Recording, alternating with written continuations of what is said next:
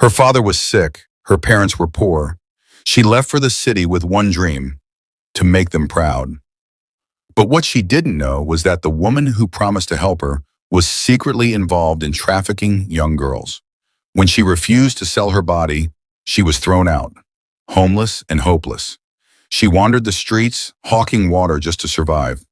Then one day deep in the bush, she stumbled upon a dying man, shot and left for dead by gunmen. What she didn't realize was that this man was a billionaire, and saving his life would completely change her own. You don't want to miss this powerful, emotional, and life-changing story filled with lessons that will stay with you. So sit back, relax, and grab your popcorn. Let's dive into this unforgettable journey. And if you're just tuning into this channel, please subscribe, turn on your notification bell, and don't forget to give this story a thumbs up if it touches your heart. The morning sun hadn't even risen, yet Veronica was already on the construction site, her hands white with cement, her back soaked in sweat. She was the only woman among dozens of men, yet she outworked all of them. Her headscarf was tied tight, her palms blistered, her jeans torn at the knees. But she didn't care. She couldn't afford to. She was working to keep her father alive. Veronica was just 22, but life had aged her spirit. Her father, Panamdi, once a proud school teacher, now lay bedridden in their tiny mud home in Oji River, Enugu State. A strange illness had struck him 2 years ago. Since then, he had wasted away, his body frail and voice weak. Her mother, Mama Veronica, stayed by his side day and night, washing him, feeding him, praying for a miracle. That miracle never came. So Veronica became the miracle they prayed for. She had dropped out of school, picked up a shovel, and joined a construction crew. While other girls her age chased weddings and selfies, Veronica was mixing sand and cement, lifting blocks heavier than her dreams. "What didn't this fine girl they do for sight?" one of the workers asked mockingly. "No man, she be oh," another laughed. "Her strength passed my own." But Veronica paid them no mind. Every sweat drop was for Papa. Every blister, a sacrifice. And every naira she earned went straight to buying medicine and food. That afternoon, as the sun scorched the red soil beneath her feet, a black SUV pulled up beside the site. Its tires kicked up a cloud of dust, drawing everyone's attention. Out stepped a woman in lace, gold jewelry clinking with every step. Her sunglasses screamed Lagos money. Her perfume followed her like a trail of power. "Madam P," the workers murmured. Veronica glanced up, her hand still gripping a bucket of cement. Madam P tilted her head, puzzled. "Is that a girl?" She walked over, her high heels sinking slightly into the sand. "You, what's your name?" Veronica dropped the bucket and wiped her face with the hem of her shirt. "Veronica, Ma. You're a woman and you do this kind of work?" "Yes, Ma." Madam P stared at her for a long moment. "You're strong, I like that. And you're very beautiful, even covered in cement." Veronica smiled shyly. "Thank you, Ma. What would you say if I told you I could change your life?" Veronica blinked. "Change my life, Ma?" "I live in Lagos. I run businesses. I help girls like you. Come with me. I'll give you a job 10 times better than this. You won't need to carry blocks again." Veronica's hands trembled slightly. She had never heard such words. "You mean it?" Madam P nodded. "I see potential in you." That night, Veronica could barely contain her excitement. She rushed home, her face beaming. Her mother was feeding Painamdi pap when she burst in. "Mama, Papa, Madam P said she'll take me to Lagos." Her mother dropped the spoon. "Lagos?" "She said she'll give me a better job, more money, no more block carrying. She said she sees potential in me." Her father coughed weakly. "Veronica, be careful. She's from our village, Papa. Madam P, she helps people. I have to try. For you, for Mama." That night, they didn't sleep. Mama Veronica sat on the floor crying silently. Her only child, her backbone, going to the city. Papa called Veronica close and placed a shaky hand on her head. "My daughter, may you never be disgraced. May the city favor you.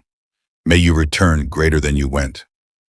Veronica nodded, holding back tears. "I'll make you proud." The next morning, the entire compound watched as Madam P's SUV arrived. Veronica hugged her father tightly. "I'll come back with money for your treatment," she whispered. Her mother held her, weeping into her shoulder. "Don't let the city change your heart."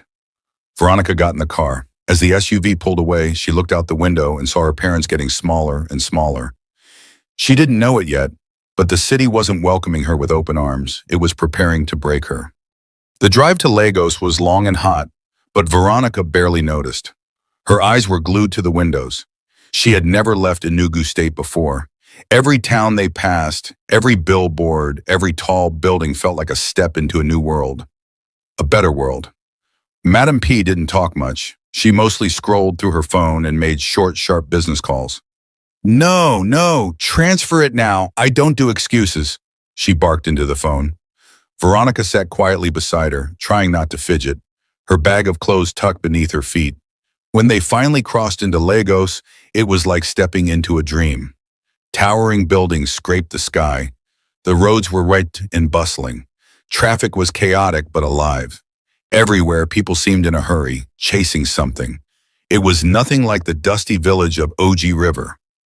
Veronica's heart fluttered with hope. Maybe, just maybe, her life was about to change forever. Madam P's car turned into a gated estate in Lekki. It was more beautiful than anything Veronica had ever seen. High walls, electric gates, sparkling pavements, and trimmed lawns. They pulled into a driveway and stopped in front of a large duplex painted ivory white with flower beds that looked like they belonged in a movie. Madam P's driver opened the door and Veronica stepped out, clutching her small bag. "Welcome to your new life," Madam P said, smiling. Inside the house, it was like entering a palace. Marble tiles, huge chandeliers, sofas so soft they swallowed you when you sat. Veronica stood still, her eyes wide, afraid to even touch anything. "You'll be staying here with me for now," Madam P said, handing her a towel. "Go freshen up. There's food in the fridge." Veronica couldn't believe her ears. She showered in a bathroom with hot water. She ate rice with chicken, not the bony village kind, but fat, juicy chicken legs. That night, she slept on a real mattress with clean sheets. No mosquitoes, no bucket of water by the bed. She cried silently, not tears of sadness, but tears of hope. The next day, she woke early, dressed neatly, and waited for Madam P, but no mention of work came. Instead, Madam P told her to relax. "Enjoy yourself. You've been working too hard all your life. Let Lagos pamper you a little." Veronica nodded, unsure but grateful. One day passed, then two, then four, a week. No work, no explanation. She watched TV, scrolled through the internet, and helped clean the house here and there. But she grew restless. Each day she delayed was another day her father wasn't getting treatment. One evening she found the courage to ask, "Ma, please, when will I start the job you promised me?" Madam P smiled from her spot on the couch, sipping red wine. "Tonight," Veronica blinked. "Tonight? Yes, your first assignment will come this evening. Be ready." Veronica bowed. "Thank you, Ma." She rushed to her room and began ironing the only decent dress she had. In her heart, she was sure it must be a night shift job, maybe a hotel receptionist, a cleaner, even a night security post. It didn't matter. She was ready. But at 8 p.m., Madam P knocked on her door and entered, holding a shopping bag. "Wear this," she said, tossing it on the bed. Veronica opened the bag. Her heart dropped. Inside was a tiny red dress, barely any fabric, just straps and tight curves. She looked up. "Ma, I don't understand." Madam P's tone changed. "You're going out with a guest. He paid for you. Wear it." Veronica froze. "Paid for me?" "Yes, he likes fresh village girls. Don't act dumb. You're not here to cook and clean. This is Lagos." Veronica's voice trembled. "But I thought you were giving me a real job. You said—" Madam P slammed her wine glass on the table. "This is the guape, and you'll make 10 times your bricklayer pay in one night. Just smile and be sweet." Veronica backed away. "I can't. I'm not a prostitute." "Then get out," Madam P said coldly. "Now, take your bag and go." Veronica stood frozen. Outside at this time? In a strange city? "Out!" Madam P screamed. "You think I'm running a charity? You think I fed you for free? Get out before I call the security." Veronica grabbed her nylon bag, her heart pounding. No shoes, no money, no idea where she was. The gate slammed behind her. She stood on the dark, quiet street, the lights of Lagos suddenly cold and cruel. Just hours ago, she was full of hope. Now she was homeless in a city that didn't care if she lived or died. The gate slammed shut behind her with a loud clang that echoed through the empty street. Veronica stood frozen on the curb outside Madame P's mansion, holding nothing but a worn nylon bag containing her clothes and a cracked old phone with no SIM card. The street was quiet, save for the distant honks of traffic and the buzz of a nearby transformer. She had no idea where she was. Just hours ago, she was watching Netflix on a soft couch in an air-conditioned room eating fried rice. Now, she was barefoot in the cold night of Lagos, confused, scared, and humiliated. The dress she wore barely covered her thighs. Her braids were loose. Her voice trembled. God, what have I done wrong? She thought of her father, sick and waiting. Her mother, believing she was safe. If only they knew their daughter was now stranded with nowhere to go, in a city that didn't know her name. She walked, not knowing where she was heading. One estate security man hissed, "Hey, where you dey go like that? Abi, you be one of those Olosho way they waka at night?" She didn't answer. She just kept walking, hugging herself tightly. The streets of Lagos at night were not friendly, especially to girls like her. Men slowed their cars and rolled down their windows, offering rides. Others shouted suggestive things at her. One man followed her for 3 streets, whispering, "You fine pass all those Instagram girls. Come enter Motormake, I treat you like queen." She ran. Eventually she found an empty bus stop shelter and curled herself on the bench. But even that didn't last. Around midnight, a group of young area boys arrived, reeking of alcohol. "Wouldn't this one day do here?" one of them slurred. Another laughed. "Maybe she won't join us tonight." Veronica jumped up and ran again. By 2 a.m., she had no choice but to crouch beside a locked kiosk, using her bag as a pillow and her wrapper as a blanket. The ground was cold and mosquitoes feasted on her legs. Her stomach growled. Her back ached. Tears slipped down her cheeks, but she wiped them away angrily. "I won't cry," she whispered to herself. "I'm not weak." But inside, she was broken. By dawn, people began sweeping the streets. Veronica stood up, dusted her wrapper, and washed her face at a leaking pipe by the roadside.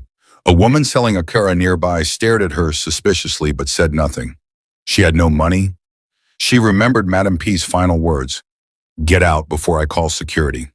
That woman had lured her from the village with promises of a better life, only to try to sell her to a man like a piece of meat. The thought made Veronica tremble with rage. She decided one thing that morning. She would rather starve than sell her body. She began knocking on doors. From one shop to another, she pleaded, "Please, Ma, I'm looking for a cleaning job. Anything. I can wash, I can sweep." Most ignored her. Some men told her to come back. "But make sure you wear a short skirt next time," one added with a wink. Another man, a boutique owner, seemed nice at first.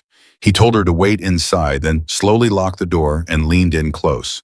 "I can give you 20,000 today. Just spend one night with me." Veronica bolted out of the store before he finished the sentence. By evening, her legs were swollen from walking all day. Her throat burned. Her stomach was empty. She sat under a bridge surrounded by street boys and beggars. Some of them smoked. One girl was breastfeeding a baby. Another was laughing madly to herself. Veronica curled up in a corner, using her wrapper as cover, ignoring the rats that scurried nearby. She whispered to herself through clenched teeth, "I won't die here. I will survive this. I will make Papa proud. I will." That night, despite the fear, the stench, and the loneliness, Veronica made a vow. No matter how long it took, she would rise. But never, never would she sell herself to do it. By the 4th morning of sleeping under the bridge, Veronica stopped hoping that someone would rescue her. Hope, she realized, was a luxury, and she couldn't afford luxuries anymore. Her body had grown leaner. Her cheeks no longer held the softness they once did. Her once glowing dark skin now looked dusty and dry from days under the sun and nights exposed to the wind. But her spirit? Unbroken. That morning, she joined a group of street hawkers gathering near a kiosk close to Ohoda. They carried buckets filled with chilled sachet water, known as pure water. Veronica watched them, girls her age, some even younger, balancing basins on their heads, weaving through Lagos traffic, screaming, "Water for 50 naira! Buy your cold water!" A girl named Chinwe, with quick eyes and a sharp tongue, noticed Veronica standing nearby. "You dey look? You want sell or you want beg?" Chinwe asked. "I want to sell," Veronica replied softly. Chinwe eyed her up and down. "You get money to buy water?" Veronica shook her head. Chinwe hissed. "Then go find another way to survive." But an old woman selling roasted plantain nearby intervened. "Give her a bucket. Let her try. If she no return your money, curse her." Chinwe reluctantly gave Veronica a small bowl filled with cold sachets. "If you sell finish, bring 800 naira. The rest is yours. You spoil my water, you go see madness." Veronica nodded, lifting the bowl onto her head. The first time she stepped into traffic, her hands trembled. Cars honked. Bus drivers shouted. Conductors cursed. He laughed and walked away, but not before muttering, "Pride go kill you." But Veronica wasn't proud. She was desperate. Desperate to keep what little she had left, her dignity. Some nights, the police would come and chase them away, shouting, "Clear this place! You want to turn bridge to bedroom?" She'd run with her wrapper and bucket, hiding behind kiosks. Other nights, rain would pour suddenly, soaking everything. She'd curl under an abandoned table, hugging her legs for warmth, whispering prayers into the wind. Still, she sold water by day, and she refused to sell herself by night. Some of the other girls mocked her. "You dey form saint. Who sainthood ep for Lagos?" She didn't respond, but deep down, she clung to her vow like oxygen. One night, after a long day of sales, Veronica sat under the bridge, staring at the sky. The stars blinked faintly through the city smog. She whispered into the air, "God, I know you see me. Don't forget me. Please, don't let this be my end." She didn't know it yet, but the very next day, while trying to relieve herself in the bushes behind the highway, her prayer would be answered in the most unexpected way. It was a hot, dusty afternoon. Lagos traffic had backed up for miles, and the sun sat heavily in the sky, burning every inch of exposed skin. Veronica was weaving through the parked cars on the expressway, shouting, "Pure water! Cold water! 50 naira!" Her bucket was half empty, her throat dry, her shoulders sore. She hadn't eaten all day. As the traffic finally began to move, a sudden pressure in her stomach made her stop. She needed to use the toilet, urgently, but there were no public restrooms anywhere nearby. And even if there were, she had no money to pay.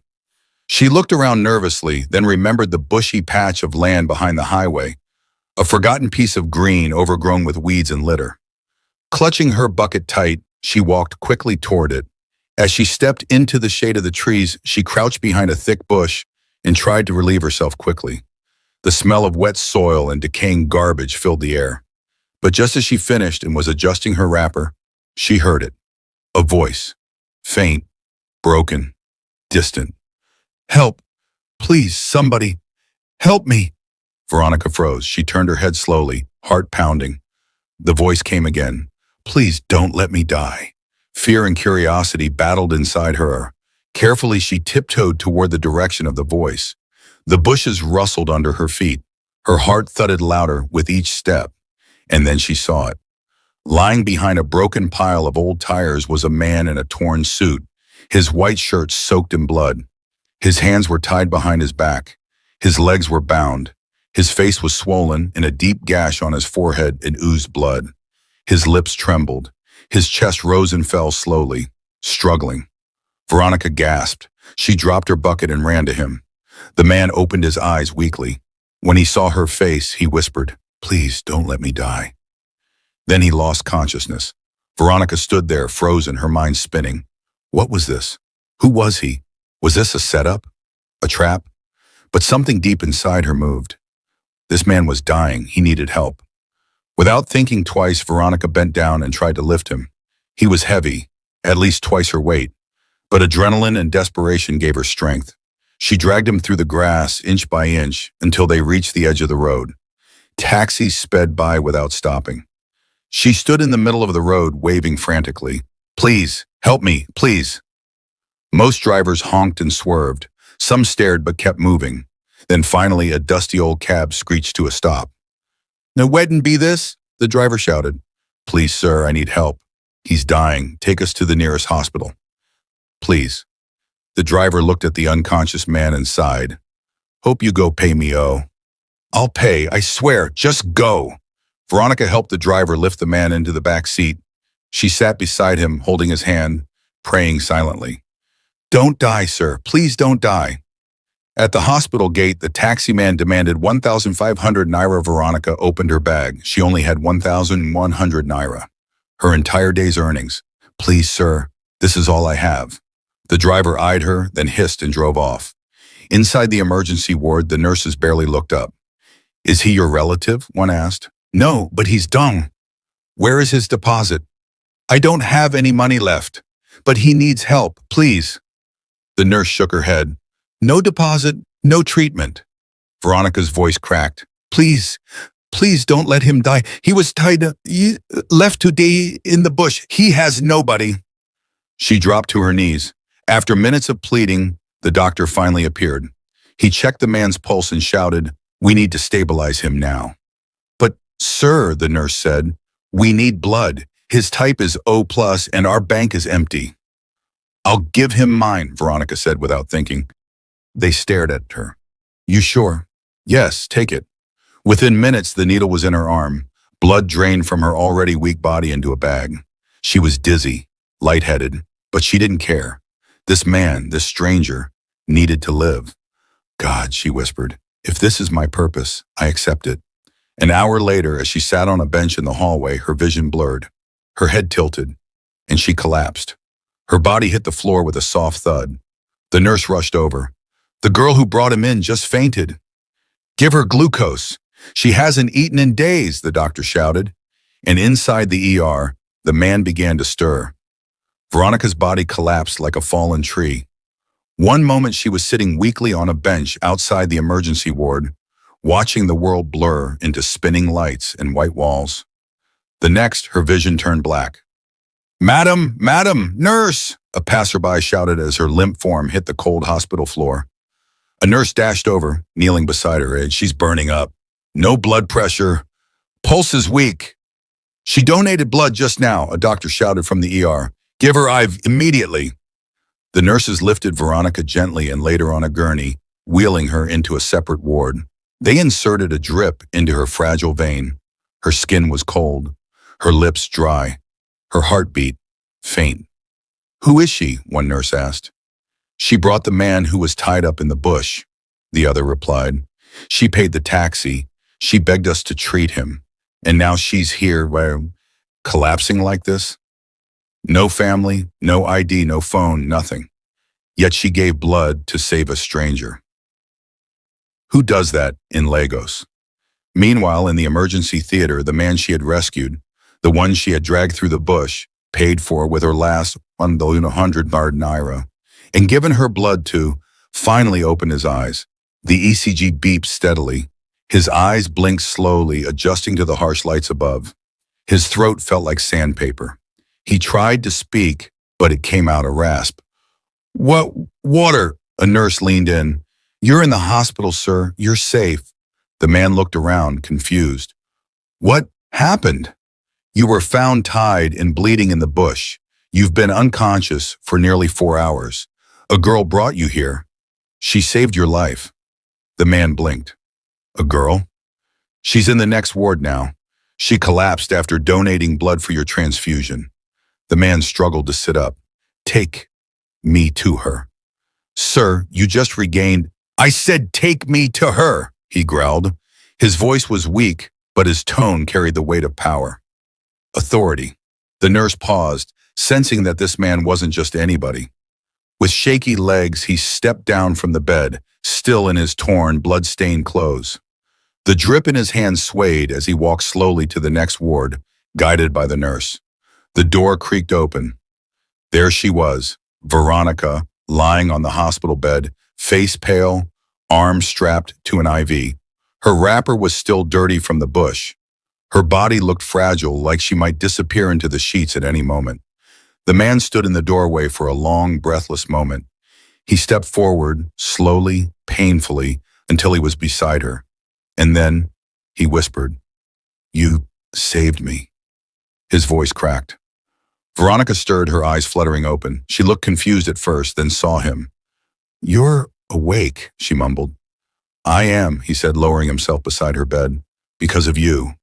She tried to sit up, but he stopped her gently. "Don't move. You're weak. I I thought you were going to die." He looked away for a moment. "I nearly did. But you dragged me out of the bush, called a taxi, paid with your last money, begged these doctors to help me, and gave me your own blood." Veronica looked down. "I couldn't leave you there. I just couldn't." "Why?" he asked softly. Tears filled her eyes. "Because even if nobody sees me, I still have a heart." That single sentence hit him like thunder. He sat beside her, stunned. This girl, skinny, homeless, barefoot, nameless, had shown more humanity than anyone in his world had in years. "I promise you," he said, his voice filled with trembling conviction, "your life will never be the same again." At that moment, a man in a black suit burst into the hospital room, panting. "Sir, thank God we found you, sir. Everyone's been searching." The man held up a hand. "Later, Isaac, later." The suited man nodded and stood by the door, staring at Veronica with a confused expression. The man turned back to Veronica. "What's your name?" She hesitated. "Veronica, from Enugu." He extended his hand. "Veronica, I am Chief Madhu, chairman of Madhu Group, and from this moment, I owe you my life." Veronica stared at the man seated beside her hospital bed, unsure if she had heard him correctly. Chief Madhu? The name wasn't unfamiliar. Even on the streets, she had heard whispers of him, the tech mogul who built Madhu Group from scratch. One of the richest men in Nigeria, a private man, a mystery to the media, a giant in the business world. And now that man was seated beside her, wearing torn clothes, wounds still fresh, his eyes filled with something she didn't expect from a billionaire: gratitude.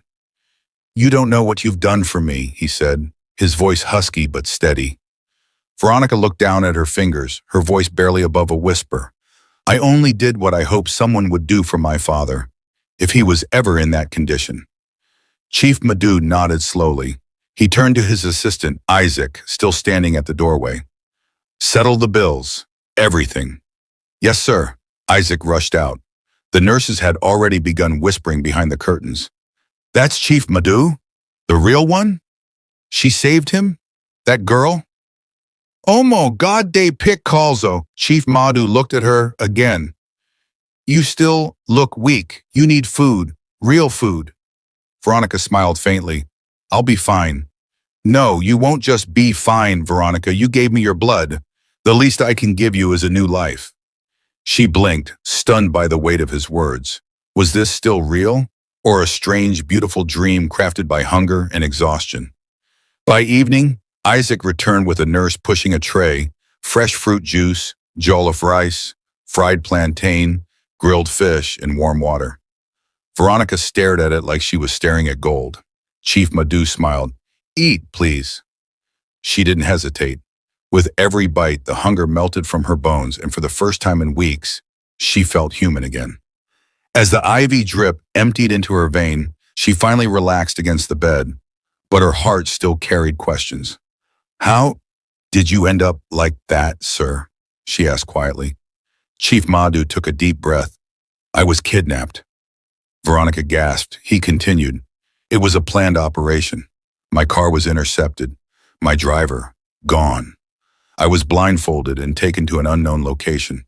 They beat me for days, demanded 50 million naira. "Did you pay?" He nodded. "Isaac handled it. They got the money, but after receiving it, they decided to kill me anyway. Said I was a risk. They drugged me, tied me, and dumped me in the bush to die." Veronica's eyes widened. "They left you like that?" "They thought I wouldn't survive. And honestly, I didn't think I would either until you showed up." She was quiet for a long moment, then said, "You were meant to live, sir. God still has work for you to do." He looked at her carefully. "And maybe you are part of that work." She shifted in her bed, unsure how to respond. Moments later, a team of private security men arrived. Chief Madhu stepped outside to speak with them. Isaac stayed with Veronica. The young man looked at her curiously. Do you know who you really saved? Veronica smiled weakly. I'm beginning to understand. Isaac lowered his voice. Chief Madhu is not just rich. He's powerful, connected. People die to get close to him. And you dragged him out of a bush with your bare hands. Veronica looked away. I didn't do it for money. I did it because it was right. Isaac nodded slowly, and that's why it matters. Soon Chief Madhu returned, now changed into clean clothes brought by his team. Still simple, but sharp. He looked like the man from the headlines again. He turned to Veronica. Get ready. Tomorrow we leave the hospital. You're coming with me. Veronica's eyes widened. Sir, I don't even know what to... Shh. He held up a hand. Just say yes. She looked at him, speechless, tears welling in her eyes. Yes, she whispered. That night, as she lay in the hospital bed, she couldn't sleep. Not because she was scared, but because, for the first time in a long time, she was no longer afraid of tomorrow. The next morning, Veronica was discharged. She wore a simple floral gown Isaac had bought from a boutique the night before, along with brand new slippers. Her hair, still rough and uncombed, was tied into a bun. She looked like a girl still catching up with herself, but there was now a new light in her eyes, a quiet flame of hope. Chief Madhu was waiting at the hospital entrance with his personal security team and a sleek black Range Rover. When Veronica stepped out, he opened the car door himself. Let's go home, he said. Home? She didn't understand what he meant until they arrived. The car pulled up to a sprawling white mansion in Ikoyi, surrounded by high marble walls, security cameras, and a polished iron gate that opened automatically. A lush garden spread out like a royal court, with trimmed hedges and golden fountains. Veronica sat frozen as she stepped out of the car, clutching her small nylon bag that still held her only 2 old wrappers. She couldn't believe her eyes. The house looked like a palace. A maid dressed in uniform opened the glass door and bowed slightly. Welcome, sir. Welcome, madam. Madam, Veronica's heart skipped. Inside, it was even more surreal. Crystal chandeliers hung from the ceiling. The floors were imported Italian tiles that reflected her bare feet. Paintings lined the walls, and soft music played in the background. This is your house? She asked in disbelief. Yes, Chief Madhu said with a small smile. And it's your home now, too. Veronica turned sharply. No, sir, I can't live here. I'm not... You saved my life. That is not a debt I can repay with mere words. But, you will rest here. You will be safe. You will eat and sleep in peace. It's the least you deserve. Her eyes burned. She had never been in a house with a working ceiling fan, let alone one with air conditioning and imported art. A maid guided her upstairs into a guest room. The room was larger than her entire family's house. A king-size bed with white silk sheets. A bathroom with a hot shower and rose-scented soap. A vanity with lotions she didn't even know how to pronounce.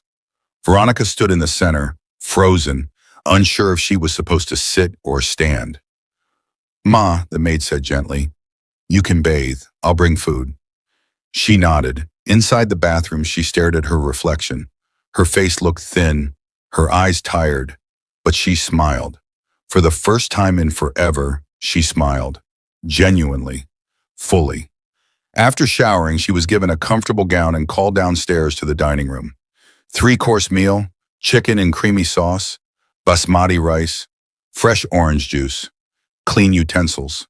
Veronica ate slowly, unsure which fork to use, but no one laughed. No one judged. Later that afternoon, Chief Madhu invited her to the garden. The air was peaceful. Birds chirped from fruit trees. A marble table sat in the center with 2 chairs. Veronica took her seat carefully. Chief Madhu sat opposite her. His tone was softer now, fatherly. Tell me about yourself. Veronica hesitated. There's not much to tell. Try me. She opened up, slowly at first. She spoke of her father, a retired teacher, now bedridden and ill, her mother who worked like a donkey to feed them, the job she took as a bricklayer to keep them alive, and finally the Madam P. She said she'd give me a job. She lied. When I refused to sleep with the man she brought, she threw me out. Chief Madhu's eyes darkened. That woman, she will pay for what she did to you. I don't care about her anymore. I just want to help my parents. My father's health is failing. We couldn't even afford blood tests, let alone treatment. Chief Madhu was silent for a long moment. Then he spoke quietly. What if I told you I could fly your father abroad for treatment? Veronica's head shot up. Sir, I'll arrange everything. Full medical support, private hospital, flight, your mother too if necessary. She covered her mouth. The tears came fast. But why? Why are you doing all this for me? She asked. He looked her straight in the eyes. Because you gave me something no one else did. Humanity. When I had nothing. Not even a name. You saved me. He stood and walked toward the entrance. Oh, and one more thing. He returned with a small black suitcase and set it gently in front of her. She opened it. $200,000 in cash. Veronica gasped, her chest tightening. She backed away, trembling. I can't accept this. You can, and you will. Use it to build a future, not just for yourself, for your family, for every girl who thinks dignity can't survive poverty. Veronica collapsed into the chair, shaking. She had no words, just tears.